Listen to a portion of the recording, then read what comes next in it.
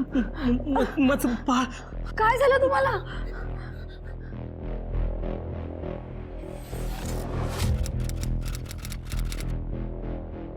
अहो काय होत आहे? असे का ओरडलात?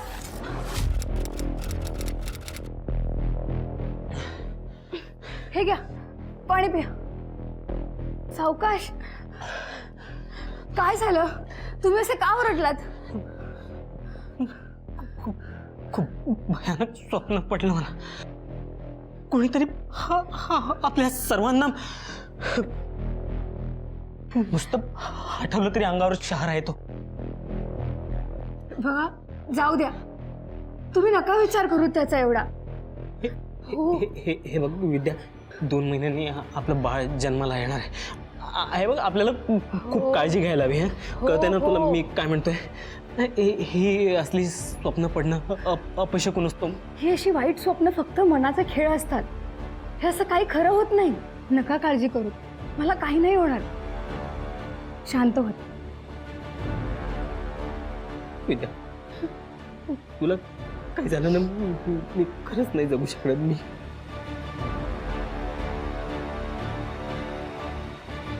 नमस्कार, मी अभिजित खांडकेकर. सनसनाटी गुन्ह्यांच्या शृंखलेत तुम्हा सगळ्यांचं स्वागत करतो. आपण पाहत आहात क्रिमिनल्स, चाहूल गुन्हेगारांची. आपल्या समाजामध्ये असे अनेक लोक आहेत ज्यांना असं वाटत असतं की या समाजामध्ये आपला दबदबा असावा, लोकांच्या मनात आपला दरारा असावा, आपलं सामर्थ्य आणि नावलौकिक पाहून भल्या भल्यांना घाम फुटावा, प्रत्येकानं आपला प्रत्येक शब्द झेलावा आणि आपलं सामर्थ्य आणि दहशत इतकी असावी की आपल्याला नकार देण्याची कोणाचीही हिंमत होऊ नये. पण स्वतःची अशी दहशत पसरवत असताना, इतरांच्या कुटुंबांना उद्ध्वस्त करत असताना माणूस हे विसरतो की आपलं स्वतःचं सुद्धा एक कुटुंब आहे. आजची ही केस तुम्हाला सामर्थ्य आणि प्रतिष्ठा टिकवण्यासाठी केल्या गेलेल्या चुकीच्या गोष्टी आणि त्याच्या घातक परिणामांचं दर्शन घडवेल.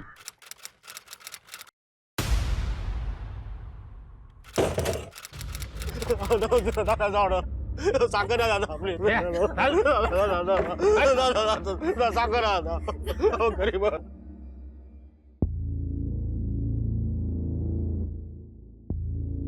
अजून घरी कामा नाही झालं. काय चाललंय? आमचं कर नका तोडू. आम्ही बांका घेऊन कुठे जायचं? कुठे जा, खड्ड्यात जा. मला काय विचारतोय? असं नका बोलू. थोडी तरी दया दाखवा. ए, दया दाखवायला मी काय समाजसेवक नाहीये. माझा धंदा आहे, मला फक्त माझा धंदा कळतो. कळलं ना?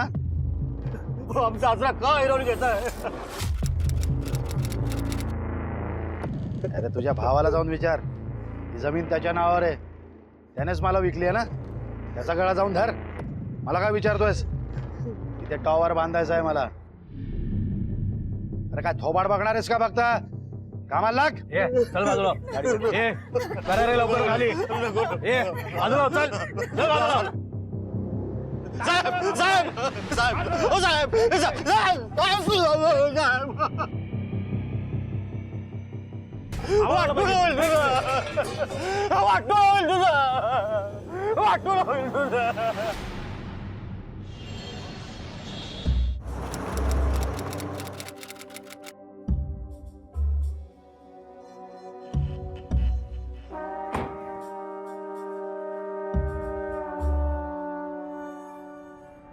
चला.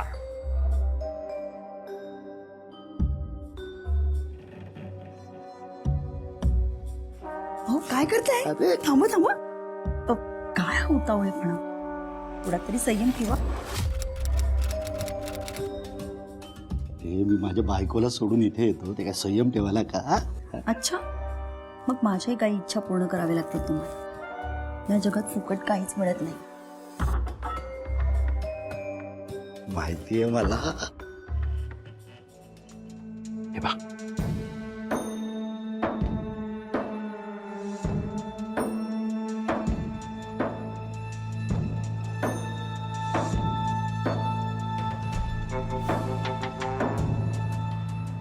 कसं आहे? छान आहे, पण मला याहीपेक्षा काहीतरी किमती हवी. अरे तू सांग ना, अजून आणून देतो. हे असले 2-4 तर डेफिनेट आणून देतो. हा, नाही, मला मंगळसूत्र हवं तुमच्या नावाचं. हे काय अचानक? अचानक म्हणजे तुम्ही मला तसं वचन दिलं होतं. यासनी वचनं खूप जणांना देतो मी. ती काय पाळत बसू की काय? 2 पोरांचा बाप आहे मी. आता आजोबा होणार आहे. या वयात लग्न करायचं मी शोभणार आहे का मला? हो, मग या असल्या वयात असल्या भानगडी करणं ते बरं शोभतं तुम्हाला? लायकीत राहायचं, लायकीत राहायचं. पायातली चप्पल आहे ना, पायातच राहायचं, डोक्यावर बसायचं नाही. कळलं का? मला शांतपणा शिकवते.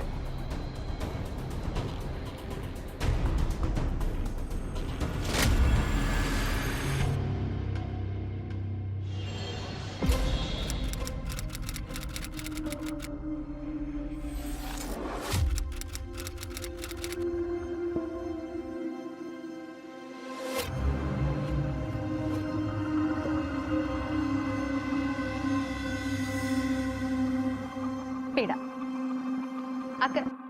अगं नको बोलू. थोरले बंधू कुठे आहेत तुमचे? त्यांना राखी नाही बांधायची का? बाबा अमोल दादा सकाळपासून घरातच नाहीये. रक्षाबंधनाच्या दिवशी कुठे गेल्या कुणाच ठाऊक. बाबा चहा.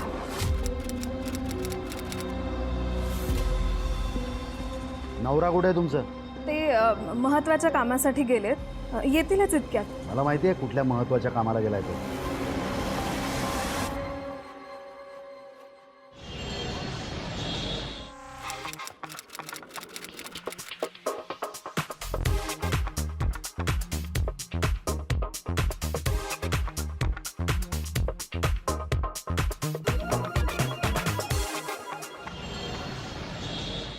दौलतराव मोहितेसारखा माणूस, कपटी माणूस पुणे शहरात सापडणार नाही. त्याने लोकांना धमक्या दिल्यात,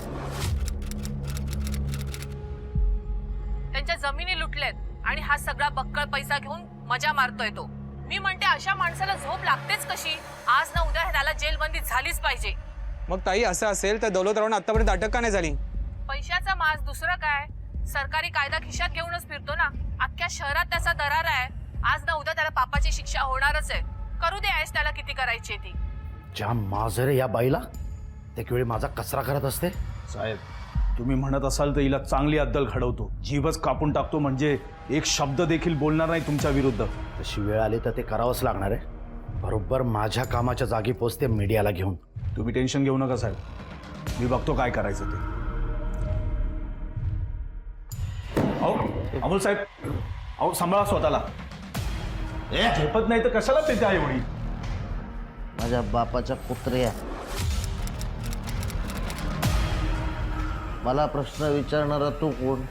जा माझ्या बापाचे तळवे चाट जा.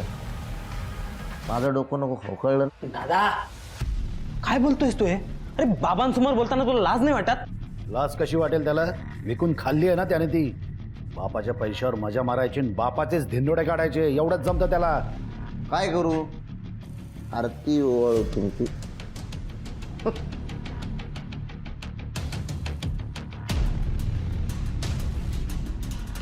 आहे मी नालायक, पण तुम्ही पण काय धुतल्या तांदळासारखे नाही आहात. हो, लोक शिव्या देत असतात तुम्हाला.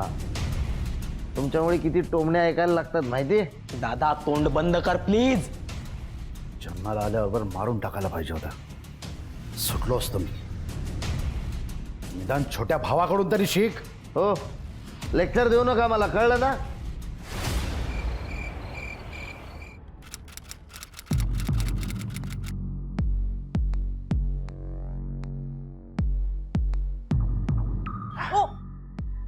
काय करताय तुम्ही? बास करा ना आता. किती दारू पिणार आहात? आता हे दारू पिणं सोडा आणि जरा काम धंद्याकडे लक्ष द्या.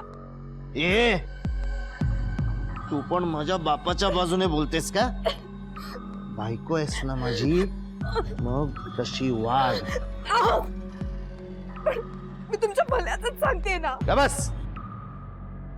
आणि तो म्हातारा काय मला घराबाहेर काढणार?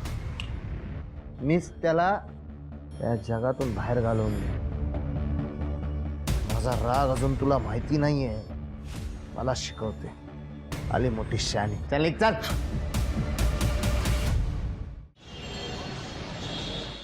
नमस्कार सर. साहेब हे मिठाई तुमच्यासाठी. मिठाई कशासाठी? साहेब, तुम्ही माझ्या मुलाच्या शिक्षणासाठी पुष्कळ मदत केली, म्हणूनच तो MBA होऊ शकला. फार उपकार आहेत तुमचे. उपकार नाही करत मी कोणावर. तू माझ्या घरचा माणूस आहेस म्हणून दिले पैसे तुला. झाला ना तुझा मुलगा MBA? हो. बस. आता उद्यापासून कामावर यायचं. हां, माझ्या ऑफिसमध्ये भरपूर पगार मिळेल तुला. ते कसं आहे साहेब, मला स्वतःचा बिझनेस सुरू करायचा आहे. त्याबद्दलच तुमच्याशी बोलायचं होतं. कन्स्ट्रक्शन बिझनेसमध्ये मी खूप अंथरून पाहून पाय पसरायच्या माणसाने. बिझनेस करण्यासाठी अक्कल लागते, अक्कल.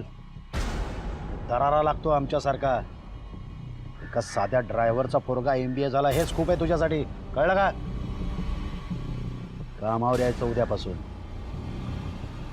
गाडी काढा. हो सर.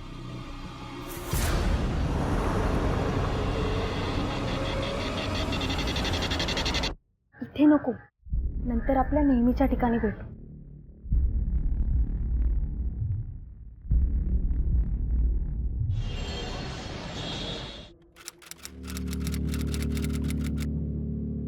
चल चल. साहेब, हाच तो त्या सोशल वर्कर नर्मदेला आपल्या सगळ्या बातम्या पुरवायचा. थोबाड फोडलं तेव्हा सगळं कबूल केलं याने. बोल रे बोल. माफ करा साहेब, मला मी तुमच्या पाया पडतो. अहो त्या बाईने मला पैसे दिले म्हणून मी तिला सगळी माहिती पुरवली. मला सगळं सहन होतं. विश्वासघात सहन नाही करणार मी.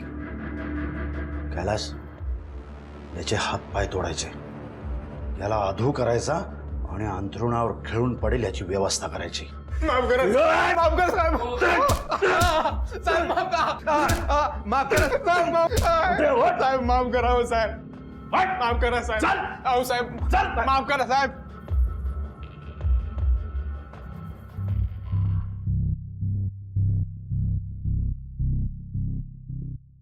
तू तू इथे काय करतेस?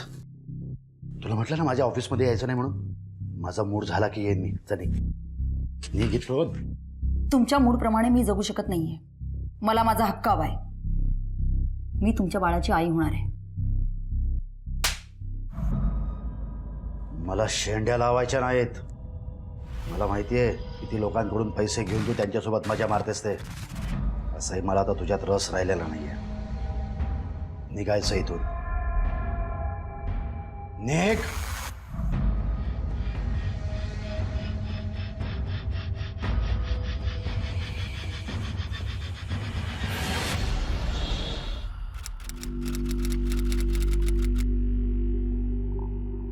ताई, हा घ्या चहा.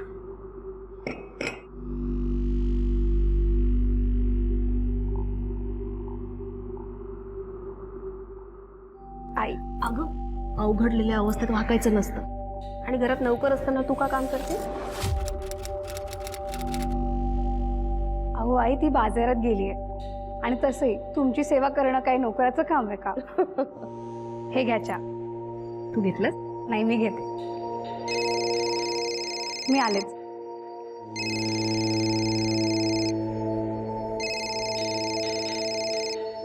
हा आई, बोल. अगं विद्या, कशी आहेस तू? बरेच दिवस झाले फोन नाही केलास. मी बरी आहे. अगं, इथे सर्वजण माझी खूप काळजी घेतात. हो ना, तुला खरंच खूप चांगलं सासर मिळालंय. तुझ्या भाग्यात सगळ्या चांगल्याच गोष्टी लिहिल्यात. खरं आहे अगं तुझं. बरं, तुला पुढच्या महिन्यात इथे माहेरीच यायचंय. तुझं बाळणपण इथेच करायचंय. हो हो अगं, माहिती आहे मला. बरं चल आई, मला बरीच कामं आहेत जरा. मी तुला नंतर कॉल करते. हो बर. चल बाय. काय ग, तुझ्या आईचा फोन होता का? हो, मी तिला सांगत होती तुम्ही सर्वजण माझी कशी काळजी घेताय ते. काळजी तर घ्यावी लागणारच ना. आपल्या घराला वंश देणार आहेस तू. पण माझ्या नशिबात हे सुख नाही असं वाटतं. माझा नवरा काही मनावरच घेत नाही ग. आई, असं नको बोलूस. देव बघतोय सगळं. तू लवकरच तुझ्या पदरात पण गोड बातमी देईल.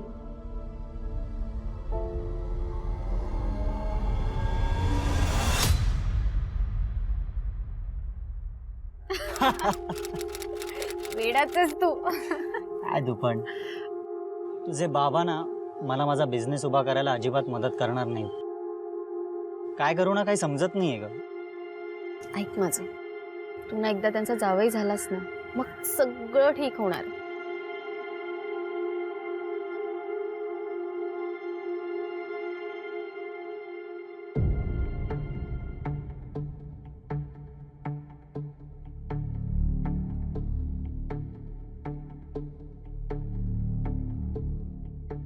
साहेब एक मोठी भानगड सुरू आहे.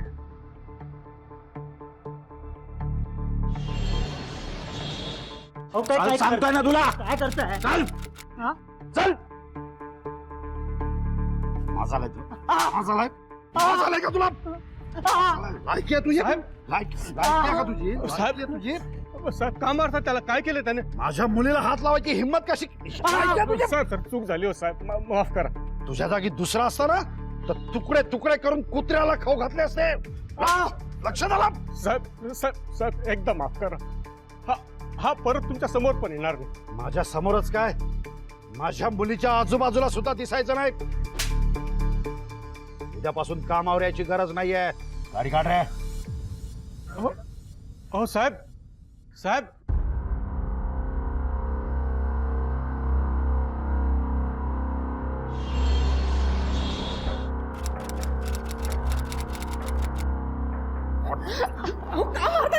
गप्पाबाज. बाबा संदीपवर प्रेम करते हो मी, मला लग्न करायचं. शहाणपणा करायचा नाही हा जास्त. जीभ हासडून ठेवीन तुझी. मला वाटलं होतं या घरात फक्त एकच नालायक मुलगा असेल, पण तू तर त्याच्या वरचढ निघालीस. खबरदार, या घरातून एक पाऊल सुद्धा बाहेर काढायचं नाही. काढा. काय करणार आहात तुम्ही? जीव घेणार आहात माझा? पण लक्षात ठेवा, मी पण तुमचीच मुलगी आहे. पण बघा काय करते ते. ऐका ऐका माझं.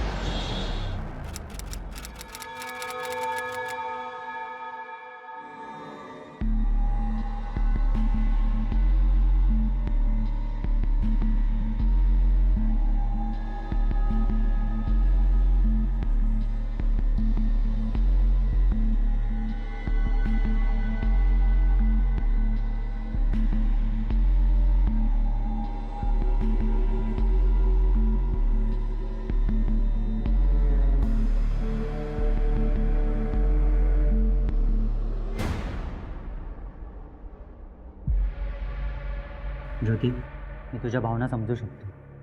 आपलं लग्न धूमधडाक्यात सर्वांच्या आशीर्वादाने व्हावं अशीच माझी इच्छा होती. पण माझ्या बाबांनी सगळा सत्यानाश केलाय. हे बघ, तू काळजी करू नकोस. माझ्या बिझनेससाठी मला चांगलं फंडिंग मिळालं. आता तू बघ, तुझ्या वडिलांपेक्षा जास्त यशस्वी बनतो की नाही ते. अरे त्याची मला खात्रीच आहे. पण मला ना टेन्शन याचं आलंय की आता बाबा काय करतील.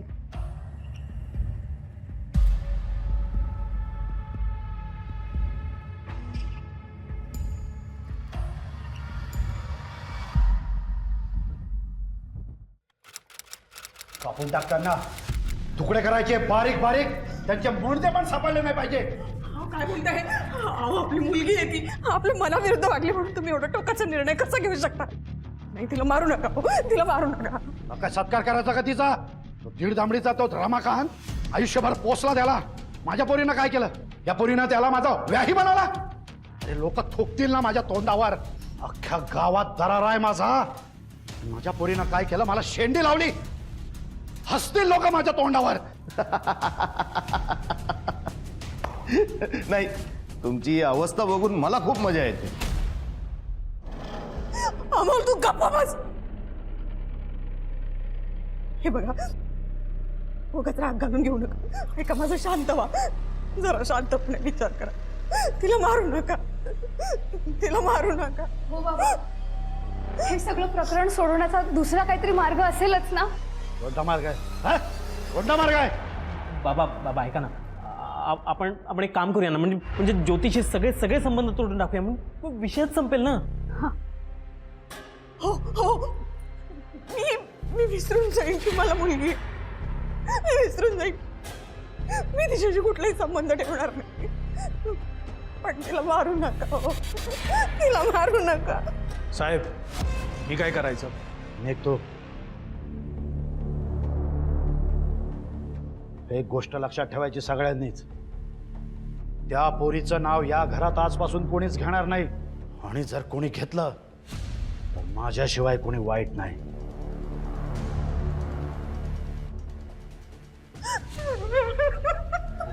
आपल्या मनाविरुद्ध एखादी गोष्ट घडली की त्याचा राग येणं साहजिकच आहे. पण कधी कधी माणसाचा स्वाभिमान एवढा दुखावला जातो, त्याच्या अहंकाराला एवढी ठेच लागते की भावनेच्या भरात तो चुकीचे निर्णय घेतो. दौलतरावांनी आपल्या बायकोला शांत राहण्याचं वचन दिलं खरं, पण पुढे काही अशा घटना घडल्या की त्यांचंच त्यांच्या रागावर नियंत्रण राहिलं नाही आणि त्याची परिणिती फार भयानक झाली. खूप चांगली ऑफर आहे. तुम्ही जर ही जागा खाली करून दिलीत ना तर या जागेवर 30 माळ्याचे 2 टॉवर बांधणार आहे मी. आणि प्रत्येक कुटुंबाला 1 BHK आणि 10 लाख रुपये मिळणार आहेत. बोला.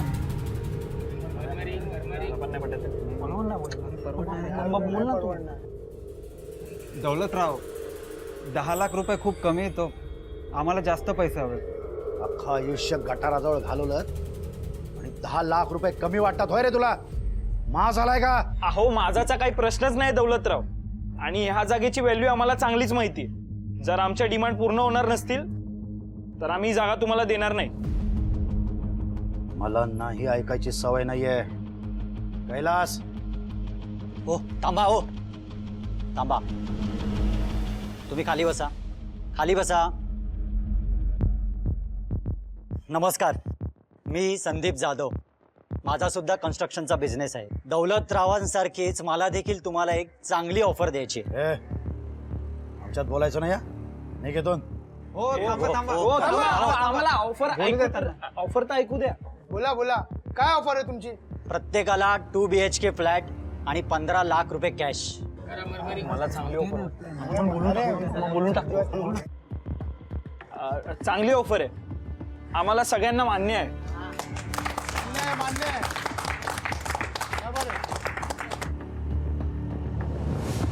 काय?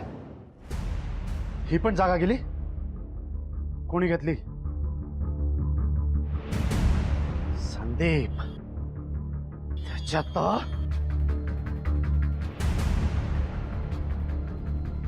या संदीपचं काहीतरी करावं लागणार आहे. वर्गा कुठे आहे तुझा? कामावर गेला. का? कंट्रोल मध्ये ठेवायचा त्याला, नाही तर एखाद दिवशी मरेल माझ्या हातून. बस. तुमच्याकडे नोकरी करत होतो तेव्हा खूप ऐकून घेतलं तुमचा मी, पण आता नाही. आणि इथे येऊन धमकी देण्यापेक्षा स्वतःची लफडी सांभाळा, नाहीतर लोकांना तोंड दाखवायला जागा राहणार नाही. चला निघा इथून. चरबी चढली. आज तुझी चरबी कायमचीच उतरवणार आहे मी. काय करताय तुम्ही?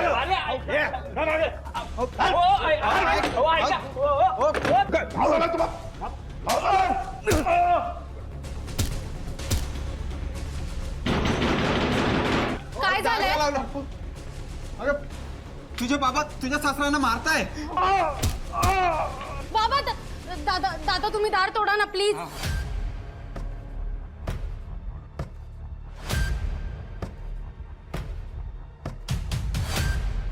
लास्ट वॉर्निंग आहे तुला. तुझ्या पोराला सांग माझ्या मार्गात आडवा यायचं नाही, नाहीतर माझी पोरगी विधवा झाली तरी चालेल. तुझ्या पोराला जिवंत नाही सोडणार. कळलं? अरे कैलास. मिनिट साहेब, मागच्या दाराने जाऊ. उगाच बाहेर तमाशा नको.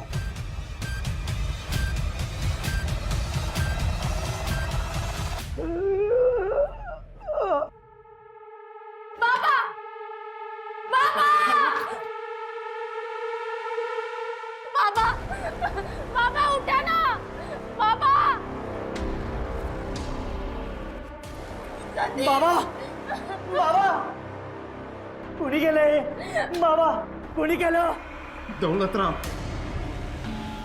बाबा बाबा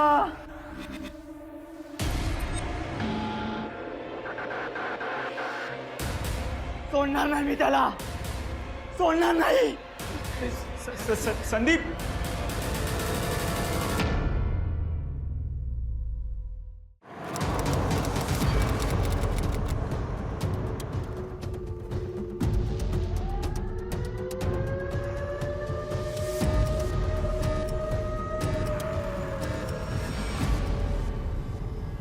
काय घडलं होतं इकडे? साहेब, दौलतराव मोहिते आणि त्यांचा माणूस रमाकांत काकांशी भांडत होते बाहेर. त्यांनीच काकांची मारहाण केली आणि त्यांचा खून करून मागच्या दरवाजातून पळून गेलेत. खून होताना कोणी पाहिलं होतं का? नाही साहेब, त्यावेळी दार बंद होतं, घरात दुसरं कोणी नव्हतं. सर सर सर माझा नवरा खूप रागाच्या भरात घराबाहेर पडलाय सर.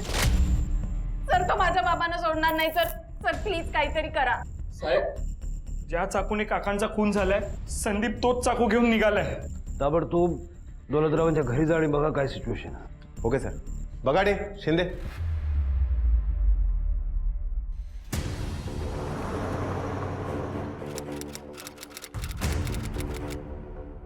दौलतराव,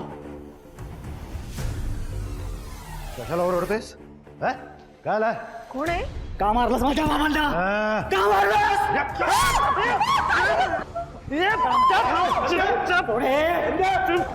का सोडणार नाही मी तुला. सोडा मला. त्यांना हॉस्पिटलला घेऊन जा. सोडणार नाही. दौलतराव, तुम्ही हॉस्पिटलला जा. आई मी थांब, मी बघतो. थांब, मी बघतो.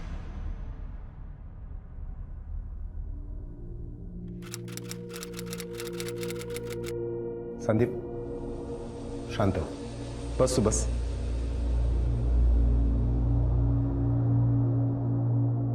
हे घे पाणी पी.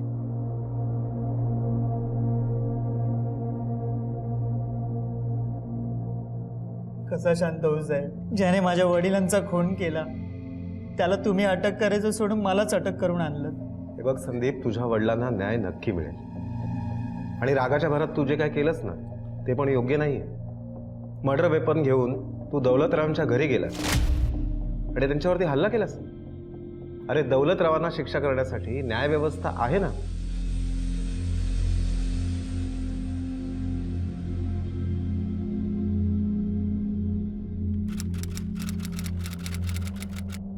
झाली का मलमपट्टी करून? आमचं लॉकअप तुमची वाट पाहतोय दौलतराव. तुमचा गैरसमज झालाय साहेब. मी नाही केलाय त्याचा खून. मरमागांच्या घरी गप्पा मारायला गेलो होतो. भांडायला गेलो होतो आणि तेच केलं मी.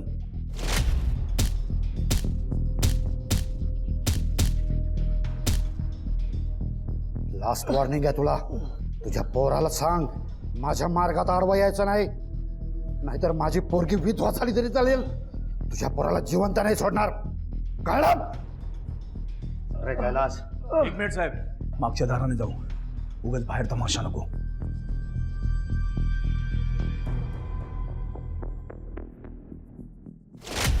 जर त्याचा खून केला असतं तर सांगून टाकलं असतं तुम्हाला. मी नाही घाबरत कुणाला. हॅलो. ओके, ठीक आहे सर. त्यांच्या खास माणसाला कैलासला ताब्यात घेतलंय, पण तो खून केल्याचा नाकारतोय. नाहीच केलाय त्याने. खोटं बोलतोय काय मी? आता तरी सगळे पुरावे तुमच्या विरुद्ध आहेत दौलतराव. चला चला चला चला चला चला. अहो मी चला चला तुम्ही ऐका. अरे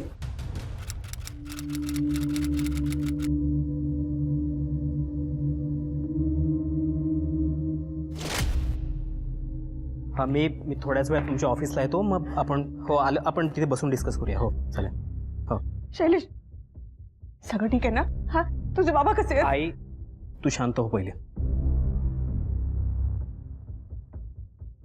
पोलिसांनी बाबांना अटक केली आहे. काय अटक कशासाठी केली त्यांनी? काय केलं त्यांनी? आई, हे बघ, आपल्याला चांगला वकील बघावा लागेल आणि मी बघतोय, बोलतोय त्यांच्याशी. मी करतो काहीतरी, ठीक आहे? तरी मी त्यांना कितीदा सांगायचं रे, उगाच नसता राग घालून घेऊ नका डोक्यात म्हणून, पण नाही ऐकलं माझं. आणि बघा तर शेवटी नको ते घडलं. नको ते नाही, योग्य तेच घडले आई. माझ्या बापाला ना त्याच्या कर्माची फळं मिळाली. बरं झालं, खूप माज होता ना त्यांना, आता सगळा उतरेल तो. अरे दादा कमावून यार, काय बोलतोयस तू? ही वेळ बाबांना सपोर्ट करण्याची आहे ना की त्यांच्या नावाने खडे फोडण्याची. तू तू प्लीज शांत राहा यार. ए नाही राहणार. खूप शिव्या ऐकल्यात त्यांच्या, खूप त्रास दिलाय त्यांनी मला. आता बसले असतील जेलमध्ये रडत.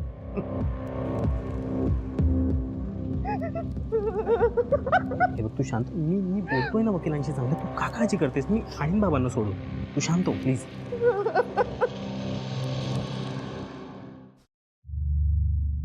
काही करणार आहेस की नाही? अरे सोडो मला इथून, हैराण झालो रात्रभर. बाबा तुम्ही काळजी करू नका, मी करतोय प्रयत्न. पण तुम्हाला जामीन मिळणं जरा कठीण वाटतंय, कारण तुमच्या विरुद्ध खूप पुरावे आहेत आणि तुमच्या पास्ट रेकॉर्डमुळे पण जरा प्रॉब्लेम होतोय. म्हणजे मी काय आता न केलेल्या गुन्ह्याची शिक्षा भोगायची काय इथे?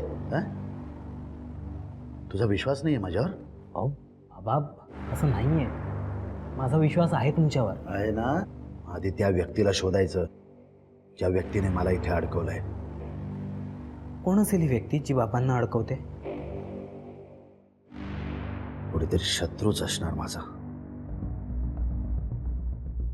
पुण्यातील सुप्रसिद्ध बिल्डर दौलतराव मोहिते यांचे ड्रायव्हर आणि व्याही असलेले रमाकांत जाधव यांच्या खून प्रकरणात त्यांना अटक करण्यात आली. दौलतराव यांच्या मुलीने पळून जाऊन लग्न केलं, ह्याचा राग त्यांनी रमाकांत जाधव यांच्यावर काढला. पोलीस या संदर्भात तपास करत आहेत. तुम्हाला या संदर्भातील सर्व माहिती आम्ही देत राहू. तुम्ही पाहतात सबसे तेज न्यूज. कॅमेरामॅन सूरज सोबत मी ऋतुजा चिंचकर. दौलतराव यांनी आपल्या अहंकारी स्वभावामुळे आणि चुकीच्या कृत्यांमुळे अनेक शत्रू निर्माण केले होते आणि त्यांनीच रागाच्या भरात रमाकांत जाधव यांचा खून केला, यावर दुमत असणं शक्यच नव्हतं. पण हेच सत्य होतं का? दौलतरावांना कुणीतरी मुद्दामून या प्रकरणात अडकवण्याचा प्रयत्न करतंय का? कधी कधी सत्य हे कल्पनेपेक्षा फार वेगळं आणि विचित्र असतं. या केसमध्ये असंच काही घडलंय का? मी आधीच म्हटलं होतं, तो दौलत एक नालायक माणूस आहे. त्याने असंख्य गुन्हे केले आणि त्यातून तो सही सलामत बाहेरही पडला. पण म्हणतात ना, भगवान के घर देर है अंधेर नाही, ते हे असं. त्याचा खरा चेहरा आता सगळ्यांसमोर आलाय. अशा माणसाला फाशी झालीच पाहिजे, आणि तीही भर चौकात.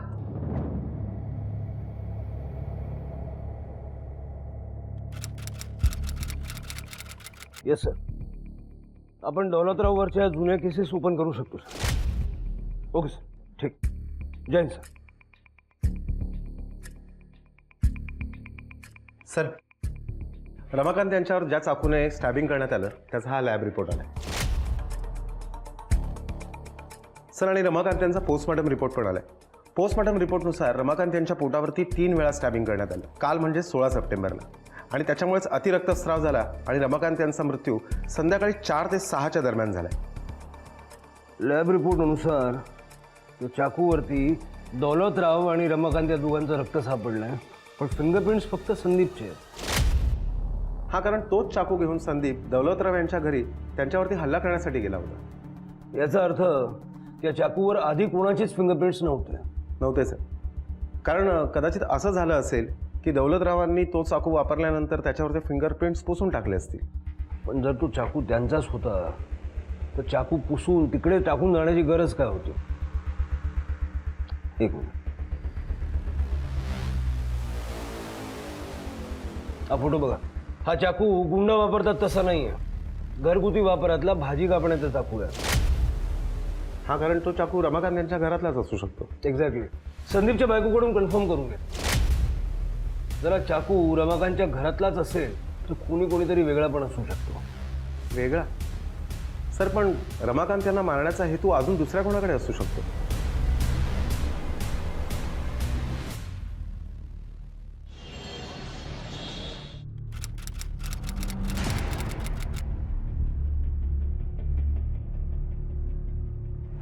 अहो तुम्ही जेवलात पण नाही. हे घ्या, निदान दूध तरी पिऊन घ्या. नकोय मला. बाबा तिकडे जेलमध्ये अशा परिस्थितीत आहेत आणि मला इकडे काहीच खावंसं आणि प्यावंसं वाटत नाहीये. अहो पण असं करून कसं चालेल? तुमची तब्येत ठीक राहिली तर तुम्ही बाबांसाठी धावपळ करू शकाल ना. बरं, तुम्ही रागवणार नसाल तर एक विचारू का? विचार. असं तर नाही आहे ना की भावनेच्या भरात आपण एका गुन्हेगाराला वाचवण्याचा प्रयत्न करतोय? म्हणजे काय म्हणायचं तुला? माझ्या वडिलांमध्ये 100 दुर्गुण असतील, पण याचा अर्थ हा नाही आहे की ते खून आहेत. आणि मी माझ्या वडिलांना ना जास्त ओळखतो. ठीक आहे? सॉरी, मला तसं म्हणायचं नव्हतं. मला कोणाला गुन्हेगार सिद्ध नाही करायचंय. मी तर फक्त हे बघ, हे बघ, तू जास्त विचार करू नकोस. उद्या आपल्याला डॉक्टरकडे जायचं. ठीक आहे? मी फ्रेश होऊन येतो.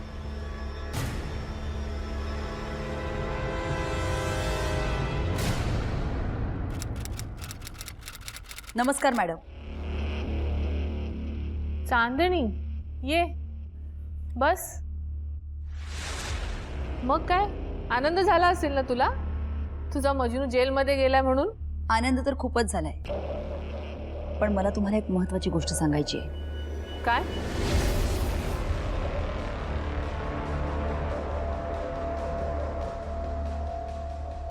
अच्छा, आत्ता खरी मजा येणार आहे.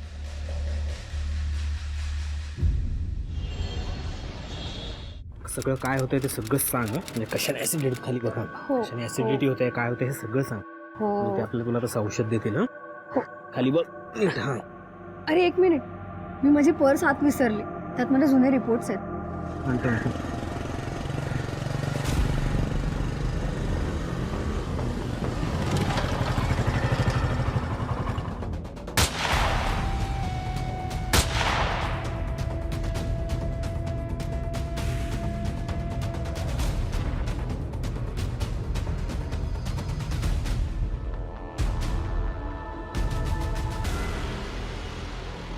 विद्या आणि शैलेश आपलं बाळ जन्माला यायची आतुरतेनं वाट पाहत होते, पण नियतीला हे पाहावलं नाही.